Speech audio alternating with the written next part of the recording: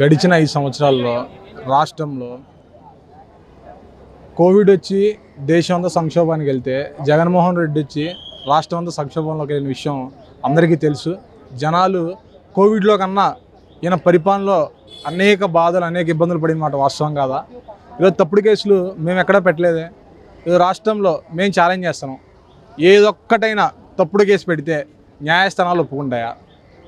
నువ్వు అనేకమైన తప్పుడు కేసులు పెట్టావు, న్యాయస్థానాలు అంటే మీ ముట్టికాయలు వేసారు మీ అందరి మీద. ఈరోజు రాష్ట్రంలో మీ సాక్షాత్తు అప్పుడు మీ ఎంపీ RRR మీద మీరు పెట్టిన తప్పుడు కేసు వాస్తవం కాదా? అనేక ఆరోపణలు చేశారు ఈరోజు అసెంబ్లీలో. సాక్షాత్ అవన్నీ తప్పుడు మాటలు కాదా?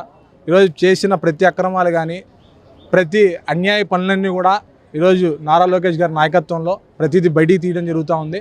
ఆ రోజే చెప్పాం మేము, మీరు రాష్ట్రంలో చేసిన ప్రతి తప్పుని బయటికి తీస్తాం, చేసిన ప్రతి ఒక్కరిని శిక్షిస్తాం, న్యాయపరంగా చేయాల్సినవన్నీ చేస్తామని చెప్పి ఆ రోజే మేము చెప్పాము.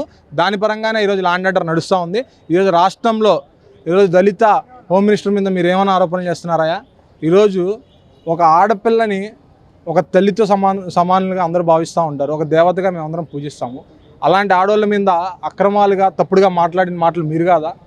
సాక్షాత్ దేవాలయం లాంటి అసెంబ్లీలో తప్పుడు మాటలు మాట్లాడింది మీరు కాదా? ఈరోజు రాష్ట్రంలో మేము ఛాలెంజ్ చేస్తాం. ఖచ్చితంగా 2019 నుంచి 2024 వరకు రాష్ట్రంలో పెట్టిన కేసులన్నీ కూడా తప్పుడు కేసులే 90%.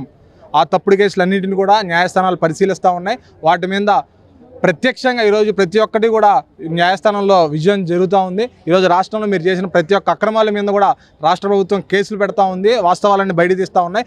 దయచేసి ఇలాంటి తప్పుడు మాటలు మాట్లాడొద్దని చెప్పి జగన్మోహన్ రెడ్డి గారికి మేము తెలియజేస్తూ ఉన్నాం. దయచేసి మీరు లండన్లో ట్రీట్మెంట్ మీకు ఆగిపోయినట్టుంది, మళ్ళీ ఖచ్చితంగా మీరు లండన్ వెళ్ళి పిచ్చి ట్రీట్మెంట్ ఆల్రెడీ ఆయన కొద్ది క్రాక్ ఉంది, ఆ క్రాక్ వల్లే సొంత తల్లిని చెల్లిని కూడా బయటికి పంపించాడు.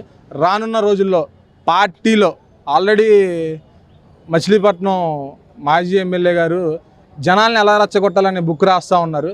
ఆ పొరపాటును మీరు ఆ బుక్ కూడా చదివితే ఈసారి మీరు లండన్లోనే శాశ్వతంగా అక్కడే ట్రీట్మెంట్ చేయించుకుంటారేమో, రాష్ట్రానికి రారేమో. దయచేసి మీ ట్రీట్మెంట్ ఆగిపోయినట్టుంది, ఖచ్చితంగా మీరు మళ్ళీ ఇంకోసారి లండన్ వెళ్ళండి, ట్రీట్మెంట్ చేయించుకోవాలని మేము కోరుకుంటా ఉన్నాం.